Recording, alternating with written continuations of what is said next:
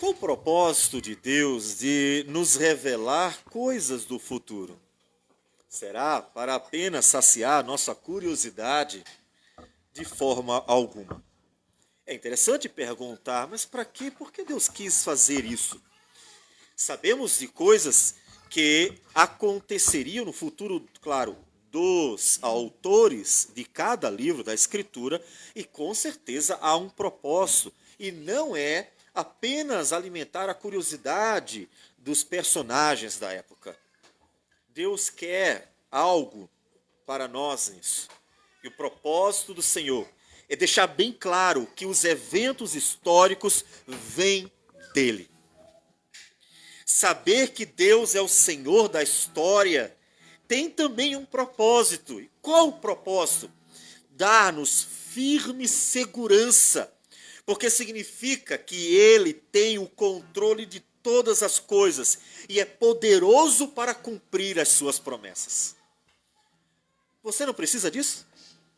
Quantas vezes na sua vida você sentiu a necessidade de uma certeza? Principalmente quando os dias não estavam bons, quando as coisas não estavam indo bem, e você precisava ter a certeza de que haveria uma esperança de um futuro melhor. Mas quem pode dar essa certeza? Então Deus faz ecoar sua poderosa voz, anunciando o futuro, as coisas que ainda não aconteceram, para mostrar aos seus filhos que Ele é Senhor da história e, portanto, tudo o que nós precisamos é confiar nele. Porque este que é Senhor da história, nos diz o apóstolo Paulo, em Romanos capítulo 5, versículo 8. Mas Deus prova o seu próprio amor para conosco, pelo fato de ter Cristo morrido por nós, sendo nós ainda pecadores. Portanto, o futuro, por mais tenebroso que seja em seu anúncio, como nós lemos no capítulo 7 do livro do profeta Daniel, ele sempre será um consolo para a igreja, porque é a certeza de que quer sejamos conduzidos por pastos verdejantes, quer sejamos direcionados e acompanhados pelo Senhor, pelo vale da sombra da morte, Ele está presente e Ele tem um plano, e esse plano visa sim abençoar a igreja dele, porque Ele a ama. E assim decidiu que fosse. E nós estamos no capítulo 7 do livro do profeta Daniel. E então, nós já lemos o capítulo, vamos para os versículos finais, 26 a 28. Daniel 7, 26 a 28, para relembrar esse trecho. E então iremos retomar a exposição de todo o capítulo.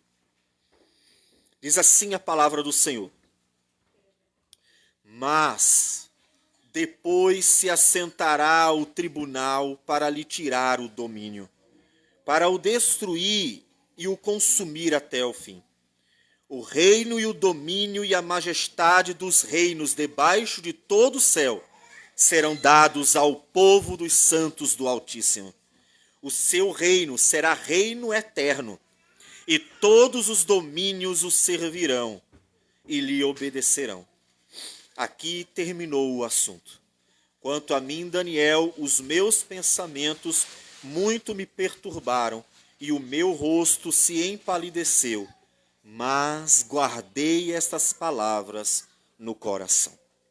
Senhor Deus amado, queremos guardar a tua palavra no coração, para que o nosso viver, Senhor Deus, esteja bem firmado em tua palavra. E quer dias bons, quer dias maus, estejamos perseverando até o fim, na certeza de que tuas promessas são fiéis e verdadeiras. Abençoa, ó Deus, a tua igreja com a tua palavra, para que ela, Senhor Deus, por meio do teu Santo Espírito, possa falar poderosa e eficazmente ao coração de cada um. É o que nós te pedimos. Em nome do Senhor Jesus. Amém, Senhor. Amém.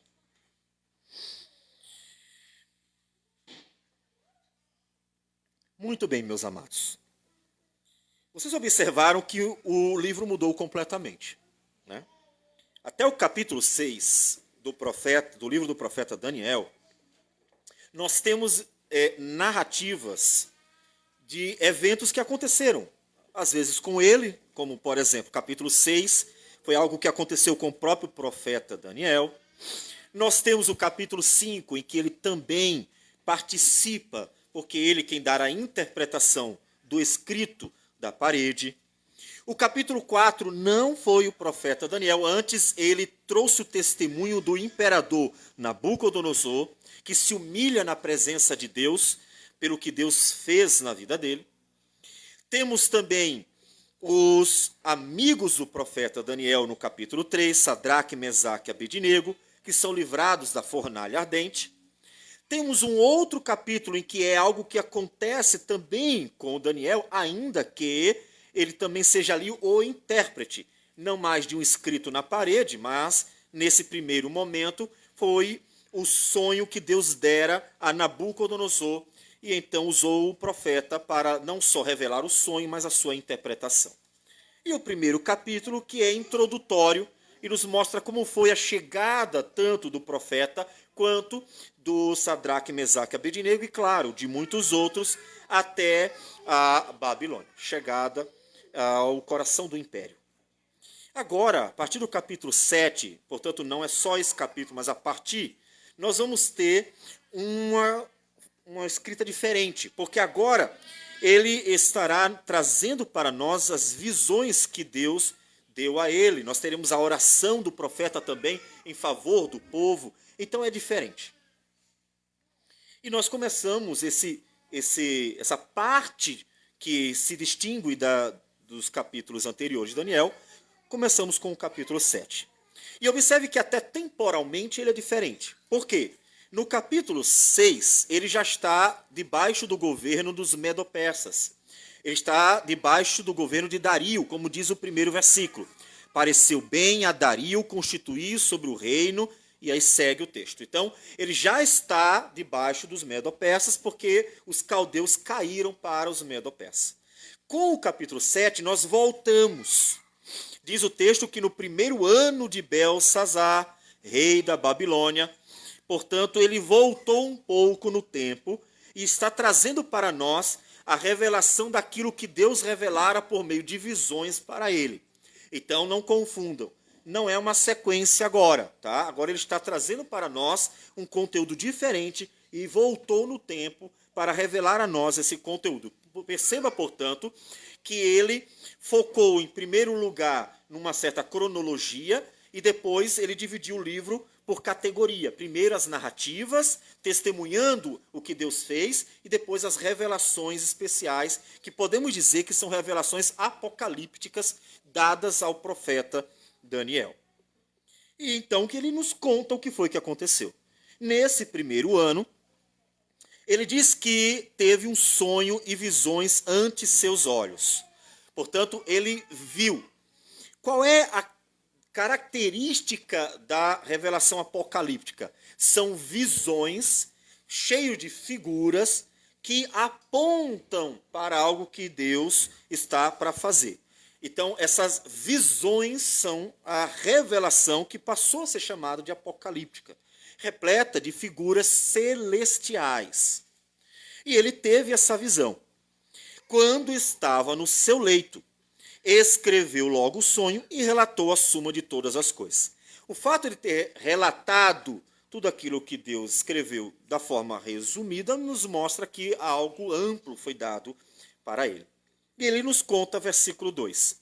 Falou Daniel e disse: Eu estava olhando durante a minha visão da noite, e eis que os 4 ventos do céu agitavam o mar grande.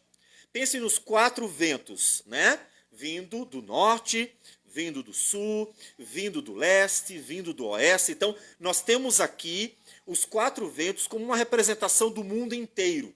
ventos do mundo inteiro. E o Mar Grande é o oceano. O Mar Grande é o oceano. Eles conheciam os mares da região. Nós temos o Mediterrâneo, inclusive, mas o Mar Grande, ele identifica o oceano como um todo. E é interessante que o oceano é quem será a fonte daquilo que vai aparecer a partir de lá. Por que é interessante? Porque quando nós vamos lendo a Escritura, o mar ele vai aparecendo dentro de uma relação com o mal que vai se estreitando a ponto de simbolizá-lo. E nós vamos ver, provavelmente, um dos textos que mais deve ser uma representação clara disso aí, é o texto da tempestade, em Mateus, capítulo 8. Os irmãos podem acompanhar, estando com as suas Bíblias nas mãos. Mateus, capítulo 8, versículo 23 a 27, nos diz: Então, entrando ele no barco, seus discípulos o seguiram. E eis que sobreveio no mar uma grande tempestade, de sorte que o barco era varrido pelas ondas. Entretanto, Jesus dormia. Como se o mal tivesse agitado. O barco onde Jesus estava sendo sacudido pelas ondas. O mar está furioso e ele parece estar querendo naufragar aquele barco, onde está não só estão os discípulos, mas principalmente o Senhor Jesus. Mas Jesus está tranquilo. Apesar do mar estar furioso, apesar de ele querer derrubar ou afundar o barco, Jesus está tranquilo. Mas os discípulos vieram acordá-lo, clamando: Senhor, salva-nos, perecemos. Veja que o mar é uma ameaça.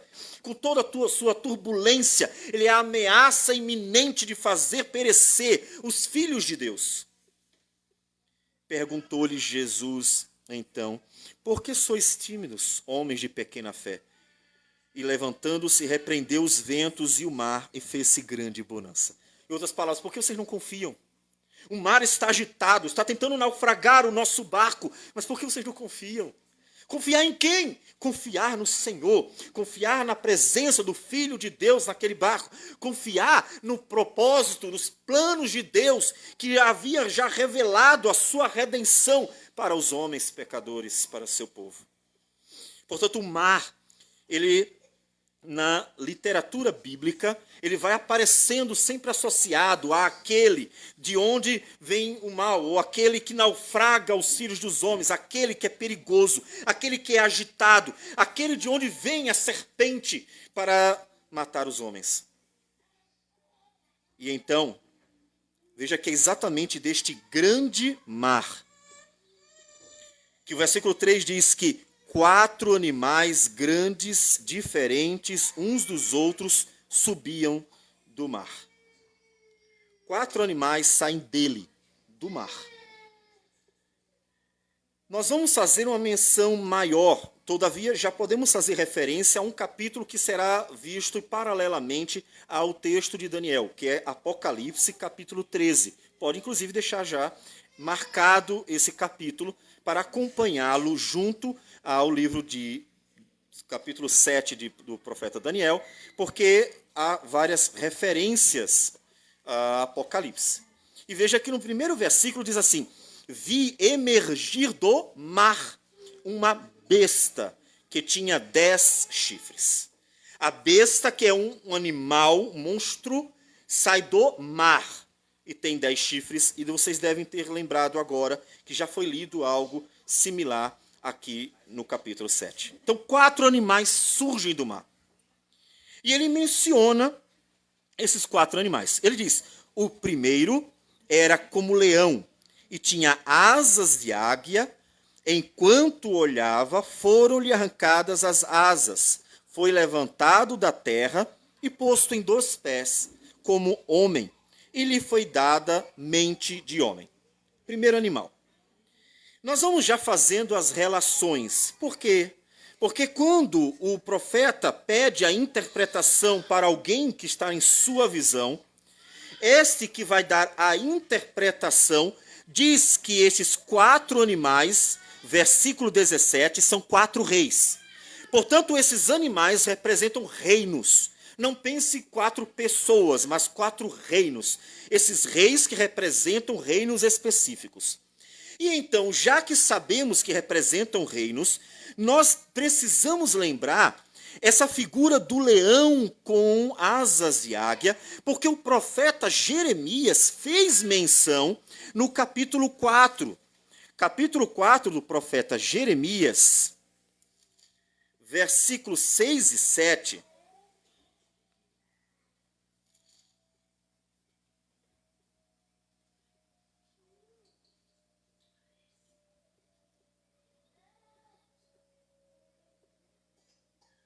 Capítulo 4, profeta Jeremias, ele diz: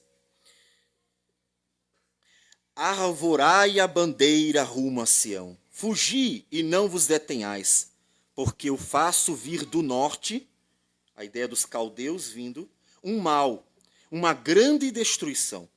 Já um leão subiu da sua ramada, um destruidor das nações. Ele já partiu, já deixou seu lugar para fazer da terra uma desolação, a fim de que as tuas cidades sejam destruídas e ninguém as habite. Observe que a relação que o profeta faz dos caldeus como um leão, aquele que vem para devorar o povo de Deus, porque Deus vai usar como, ou usaria, que já passou no nosso caso, como instrumento de castigo para eles. Ele não só usa a figura do leão, mas menciona ainda que ele viria como a águia. Portanto, o leão aqui é o Império Babilônico, que como um leão vem para devorar sua presa e tem asas como a da águia. Uma referência à Babilônia. O que acontece? O capítulo 49, versículo 19 a 22 de Jeremias, 49, versículo 22 a Jeremias, ele traz outra vez essa figura, dizendo: E eis que sobe o leãozinho da floresta jordânica contra o rebanho em pasto verde. Assim, no momento, arrojarei dali a Edom, e lá estabelecerei a quem eu escolher. Pois quem é semelhante a mim? Quem me pedirá contas? E quem é o pastor que poderá resistir? Porquanto ouvi o conselho do Senhor, que ele decretou contra Edom, e os designou, com que ele formou contra os moradores de Temã. Certamente até os menores do rebanho serão arrancados, e as suas moradas espantadas por causa deles. A terra estremeceu com o estrondo da sua queda, e do seu grito até o mar vermelho se ouviu o som. Eis que como águia subirá, voará, e estenderá as suas asas contra Bosra. A Babilônia vem como um leão, como uma águia. Deus havia avisado e ela chegou. Daniel continua olhando e diz o versículo 5 que eis aqui o segundo animal semelhante a um urso, o qual se levantou sobre um dos seus lados e na boca entre os dentes trazia 3 costelas e lhe diziam: levanta-te, devora muita carne. Um segundo animal substitui o primeiro, vem em seguida depois do primeiro. E na sequência, portanto, somos conduzidos a entender que a Babilônia, os medo-persas e os gregos são esses 3 animais primeiros. Um vem após o outro. Como antes, no sonho que Deus dera a Nabucodonosor, ele revelou esses 4 impérios que se seguiriam. Primeiro esses 3, os babilônios, os medo-persas e então os gregos. Os 3 primeiros animais. O terceiro, que tem uma semelhança de um leopardo. Só que no final do versículo 6, ele diz que foi dado domínio para eles. E isso é interessante.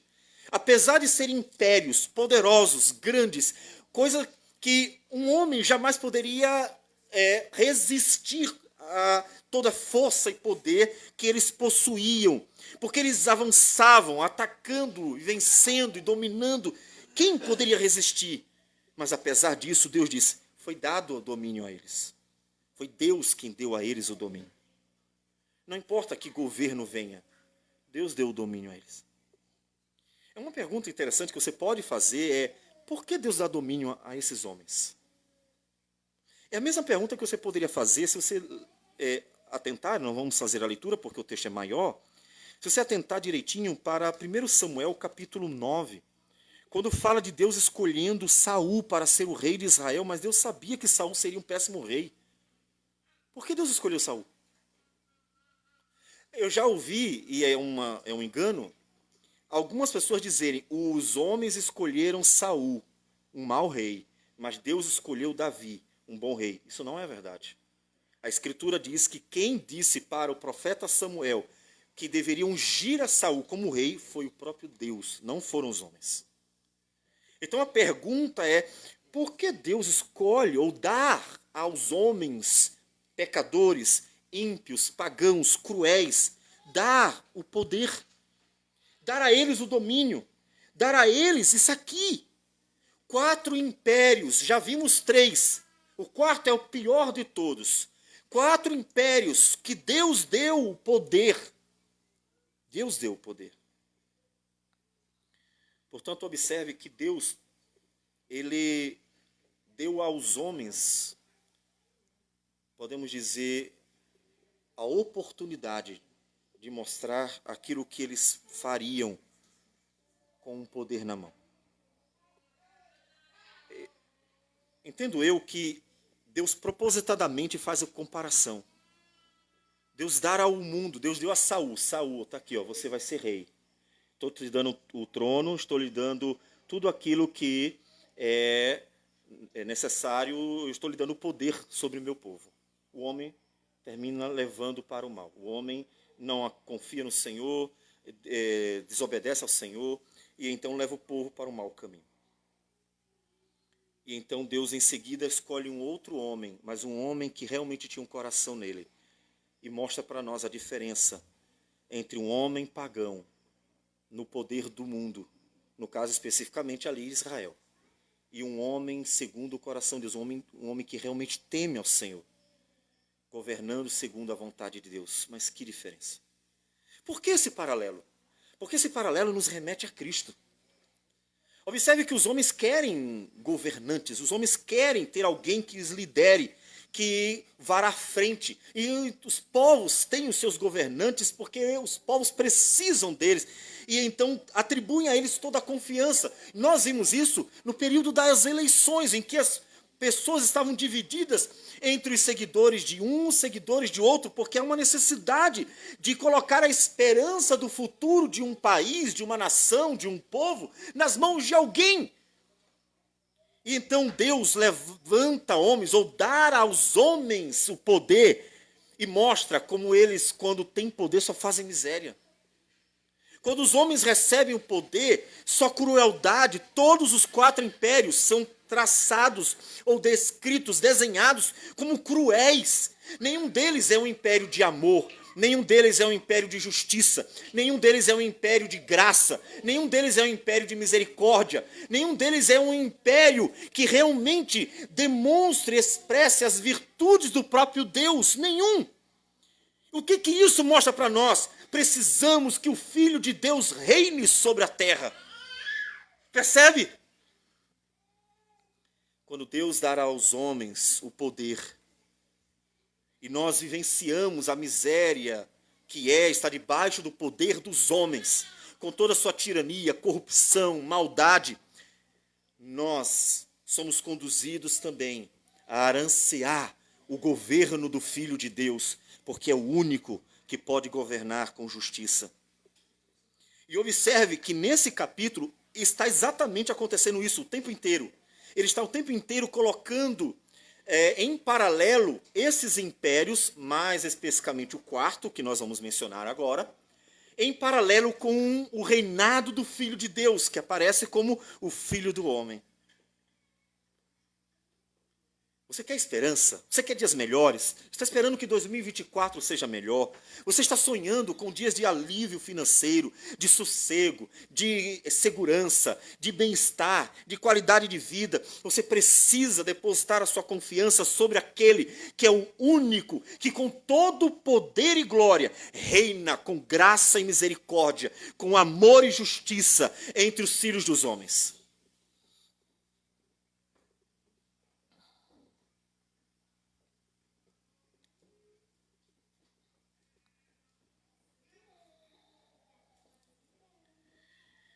E nós seguimos então. O versículo de número 7. Ele nos apresentará o quarto animal. Depois disto, depois desses 3 animais, eu continuava olhando nas visões da noite, e eis aqui o quarto animal, terrível, espantoso e sobremodo forte, o qual tinha grandes dentes de ferro. Ele devorava e fazia em pedaços, e pisava aos pés o que sobejava. Era diferente de todos os animais que vi aparecerem antes dele, e tinha 10 chifres. Lembraram agora a besta de Apocalipse, que emerge também do mar e tem 10 chifres. Lembre-se que a besta é um monstro. Disse Daniel, era um animal diferente de qualquer outro. Não era igual. Os primeiros 3 animais ele descreve. Qualquer um aqui pode pensar num leão, numa águia, pode pensar num urso, pode pensar num leopardo. Mas esse não, ele não tem uma semelhança com nenhum animal. Ele é um monstro, é terrível, é pior do que todos os anteriores. É pior do que todos eles. E aí nós, exatamente, somos conduzidos a Apocalipse, capítulo 13, o quarto animal. Este quarto animal, nós vamos para Apocalipse, capítulo 13, é dito dele o seguinte, versículo 2: a besta que vi era semelhante a leopardo, com pés como de urso e boca como de leão, ou seja, ela em terror se assemelha a todos os outros 3. Ela envolve tudo. Ela é pior do que todos eles. Ela envolve todos juntos. Os 3 são devoradores, ela envolve todos eles. E deu-lhe o dragão o seu poder, o seu trono e grande autoridade. Observe então que em Apocalipse, o tempo inteiro, o mal que está presente no mundo é associado a Satanás.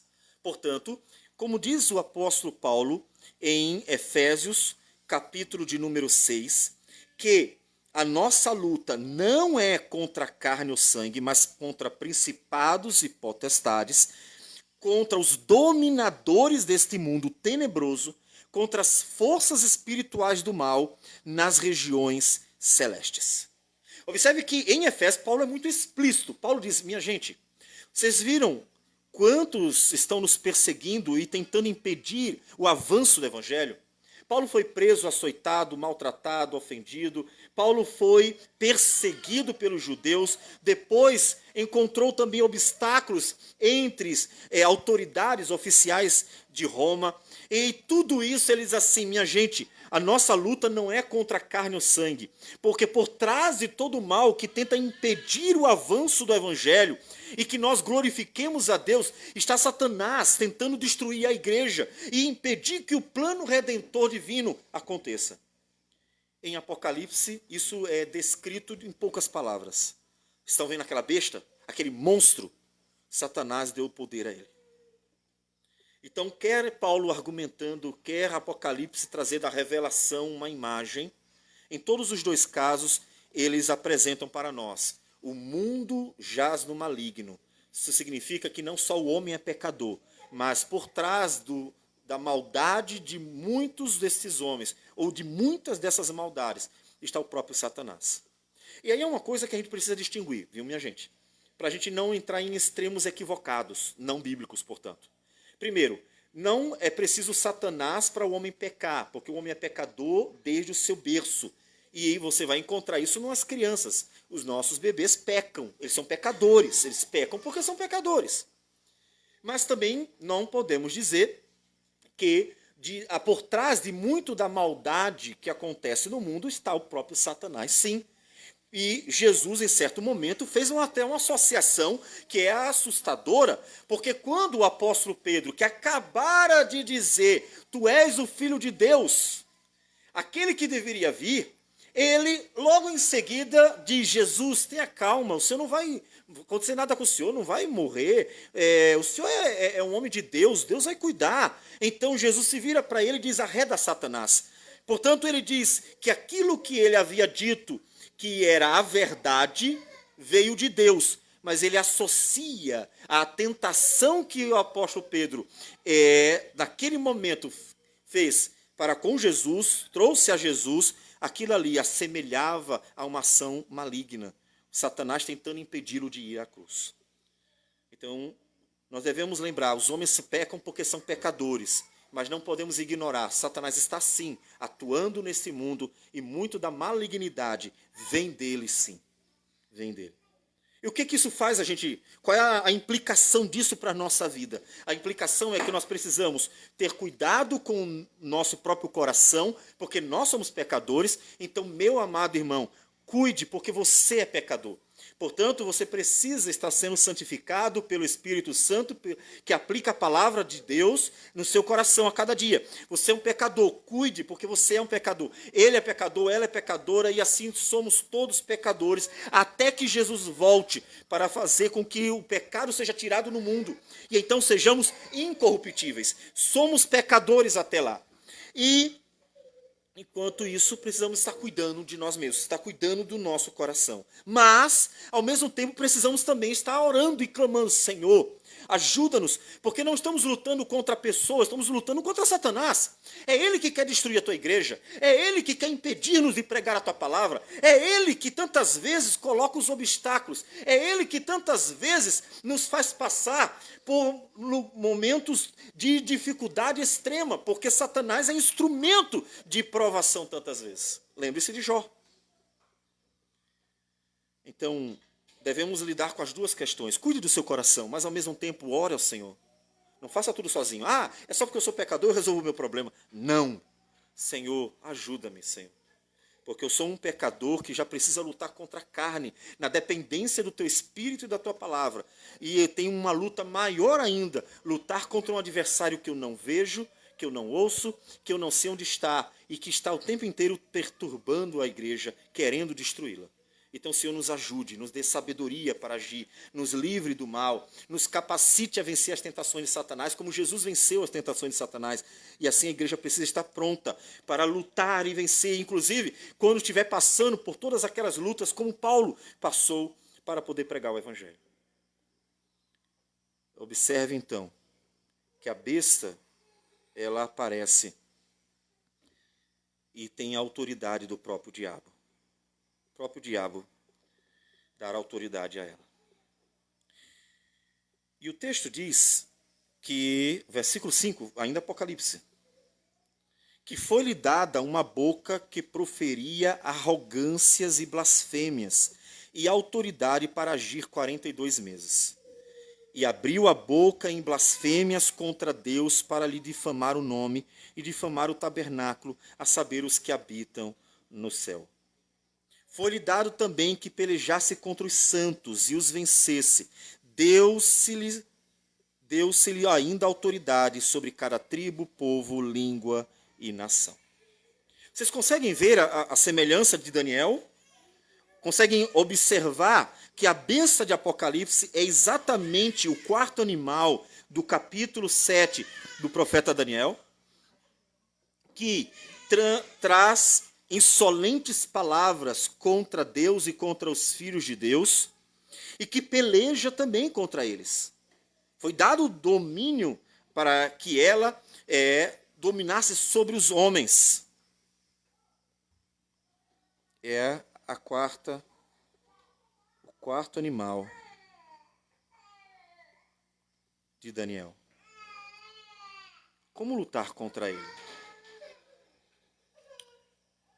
Como lutar contra ele? Primeiro vamos para Daniel.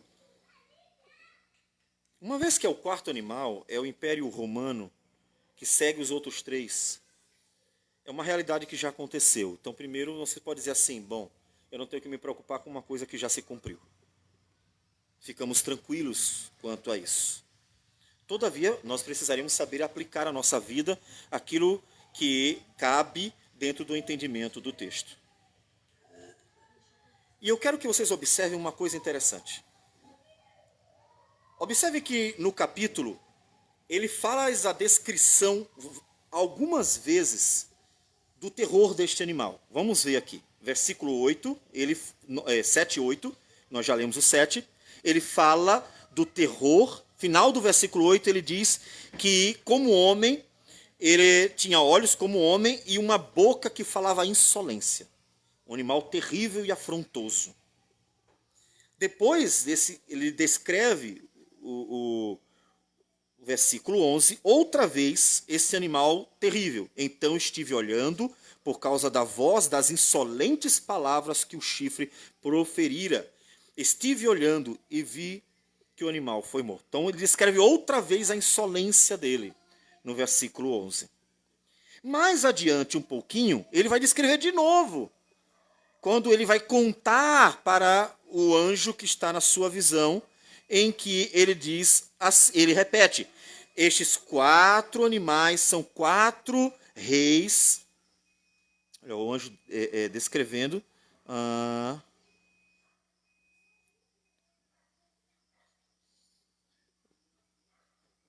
Versículo 19 e 20, ele descreve. Versículo 21, melhor, ele diz, eis que este chifre fazia guerra contra os santos e prevalecia contra eles. E no final, ele outra vez menciona que, versículo 23, o quarto animal era um quarto reino na terra, e diz que ele devorará toda a terra e pisará os pés e os fará em pedaços. Então veja que 4 vezes ele menciona o terror desse animal. Mas o que eu quero que vocês observem é algo maravilhoso que aparece no meio dessas 4 citações. É que 5 vezes ele descreve a glória de Deus, intercalando com o terror deste animal. Veja, versículo 7 e 8, ele fala o terror do animal. Versículo 9 ele diz, continuei olhando até que foram postos tronos e o ancião de dias se assentou. Alguém glorioso se assentou no trono. Ele acabou de falar de um animal terrível. Ele tira de cena o animal terrível, ou o foco do animal terrível, e diz que viu uma outra visão, a visão de um ancião de dias num trono, com glória, com poder, porque até do seu trono saíam chamas de fogo. Aí ele descreve um animal terrível de novo, mas logo em seguida, no versículo de número 13, ele diz, eu estava olhando em minhas visões e vinha nas nuvens um como filho do homem. E ele se dirigiu ao ancião de dias e foi-lhe dado domínio e glória, o reino, para que os povos e nações e homens de todas as línguas o servissem. Vocês estão observando? Ele mostra o terror daquele império maligno que traria terror para o povo de Deus, porque perseguiria e faria sofrer o povo de Deus. Mas todas as vezes que ele fala desse animal terrível, ele intercala com a visão da glória de Deus. Ele não está tendo uma visão apenas de algo amedrontador. Ele não está tendo um filme de terror. Ele está vendo a maldade, a miséria, a malignidade de um império, mas ao mesmo tempo sendo confortado com a visão da glória de Deus. Apesar do império maligno, Deus está no seu trono. O Filho de Deus está à destra do Pai. E então ele revela a glória do reino de Deus. E aí ele fala de novo daquele império, mas logo em seguida ele repete, mas os santos do Altíssimo receberão o reino e possuirão para todos sempre, de eternidade a eternidade. 5 vezes acontece isso. Com as 4 vezes que ele fala do horror daquele império, aparecem 5 para dizer, Deus está no seu trono e deu o seu reino para o seu povo. Ele deu ao mundo o poder para o mundo governar, e tudo o que aconteceu foram coisas desastrosas. E então ele tira o domínio do mundo e dá aos seus filhos. Um novo reino, uma nova história, uma nova realidade. Percebe que apesar do texto se referir a algo que está relacionado ao Apocalipse e, portanto, àqueles dias que foram os dias do Império Romano, a sua perseguição e depois queda, esse texto se aplica às nossas vidas também. Por que esse texto se aplica às nossas vidas? Porque ele mostra que, apesar do mundo com toda a sua maldade, apesar da malignidade e terror que está presente na história humana, Deus é o Senhor de tudo e está no controle de tudo. E está no controle de tudo. E não só isso. E ele quis dar as bênçãos ao seu povo. Ele quis abençoar o seu povo. E observe que o reino dele não é um reino local de Israel. Ele anuncia um reino sobre todas as línguas. Um povo de todas as línguas e nações serviriam a Deus. Portanto, ele já anuncia o reinado sobre não só os judeus, mas sobre os gentios. Um governo que é um governo para todo o sempre. Um governo sobre tudo e sobre todos. Que coisa maravilhosa. O Senhor sempre estará no seu trono. Eu sei que é difícil lidar com o mundo. Eu sei que é difícil lidar com momentos difíceis da vida. Às vezes estão debaixo de governos que são como o monstro de Daniel, o monstro de Apocalipse. Às vezes estamos debaixo de situações que são terríveis para nós.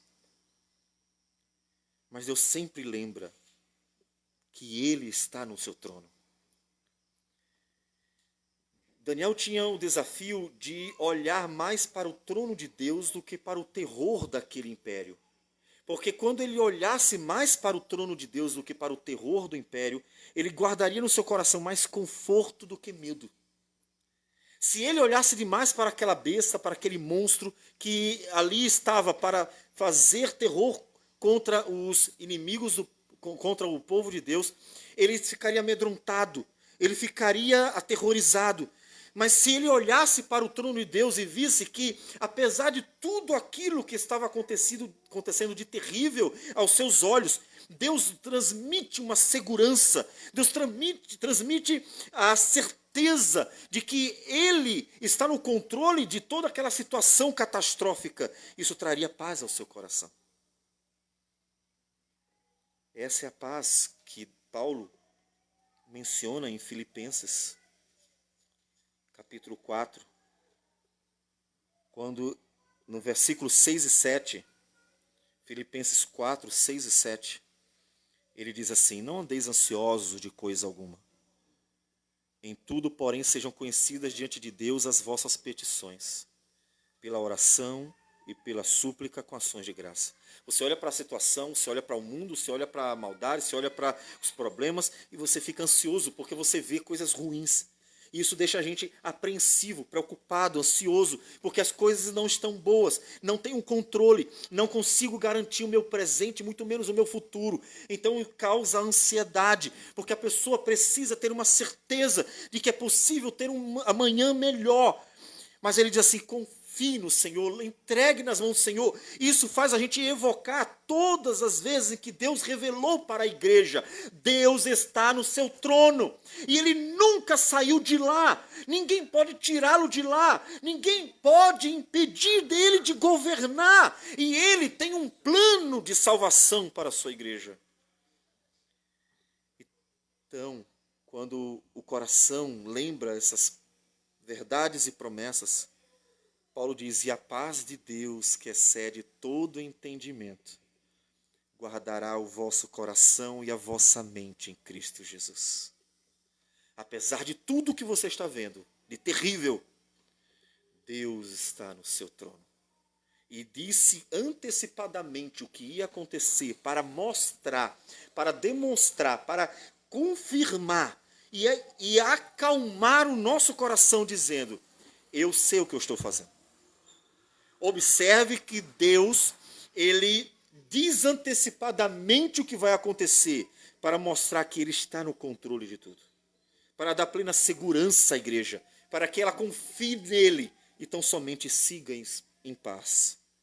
A paz de Deus que excede todo entendimento, que guarda o nosso coração e a nossa mente em Cristo Jesus.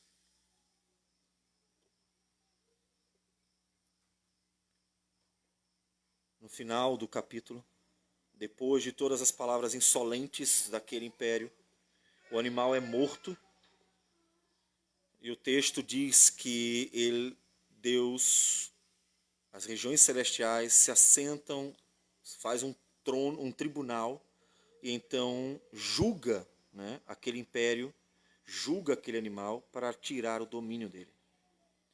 E então para o destruir definitivamente. E o que acontece é que o reino e o domínio e a majestade dos reinos, debaixo de todo o céu, serão dados ao povo dos santos do Altíssimo. É tirado do mundo e dado ao povo de Deus, para que reinem, para que reinem. Para Daniel aquilo era só uma visão, estava muito além dele, muito além. Para nós é história, está muito atrás de nós. Mas tanto para o profeta Daniel quanto para nós, cheia de aplicações importantíssimas. E todas elas nos remetem à necessidade de confiar em Deus. A dimensão de sua confiança em Deus será proporcional à profundidade de sua paz no coração. O quanto você estiver com os olhos fitos no ancião de dias, ou seja, no trono de Deus, ou seja, nas promessas do Senhor, na certeza de quem Ele é e de tudo que Ele prometeu. Quando você estiver com os olhos fitos nele, seu coração descansará, porque encontrará uma certeza que você precisa ter. Mas se o seu coração desviar os olhos e olhar apenas a monstruosidade das bestas que aparecem, que se levantam contra a igreja do Senhor, então nós teremos medo e pavor no coração. Não faça isso. Confia no Senhor. A história, ela está onde deve estar. E o Senhor cumprirá cabalmente a sua vontade. E nós, o que esperar? Esperar que Ele cumpra as suas promessas. Porque a nossa certeza é que Ele prometeu para a igreja vida e vida em abundância. Talvez você diga assim, mas cadê a vida em abundância? Eu só vejo o mal livre, solto e muitas vezes dominando. Eu só vejo a perversidade e muitas vezes no poder. Então onde está a vida e a abundância? Está nele. E ainda que tenhamos que perecer por determinado tempo e esperar confiantemente até que Ele finalmente traga a vitória definitiva para o seu povo com a volta de Jesus, então nós devemos perseverar. Porque eu volto para as palavras de Apocalipse 13, agora ao final do versículo 10. Com todo o sofrimento, com toda a perseguição, com toda a maldade contra a igreja, no final do versículo 10 ele diz o seguinte: aqui está a perseverança e a fidelidade dos santos. Em Apocalipse, a igreja aparece 4 vezes vitoriosa. Quando você vai ler direitinho, você vê, mas eles estão mortos. Aí você entende. A vitória daquela igreja não foi vencer o império com as armas dos homens. A vitória da igreja foi perseverar até o fim. Foi não desistir. Foi passar pela tribulação, pela provação, pela angústia, pela perseguição, pelos maus tratos, por toda a insolência daquela besta feroz que vinha para devorar os filhos de Deus. Passar por tudo aquilo e não desistir. Perseverar olhando para o Senhor, perseverar caminhando com o Senhor, perseverar esperando no Senhor. E ela venceu. A igreja venceu aquele monstro por não desistir, de seguir o Senhor fielmente, de caminhar com o Senhor fielmente. Então não desista você também. Não importa o que venha sobre você, não importa quantos males, não importa como o inimigo, como o diabo e como o mundo venha contra você. Não importa o que você passe, não importa o que você sofra, não desista. Porque a perseverança e a fidelidade da igreja são a sua vitória.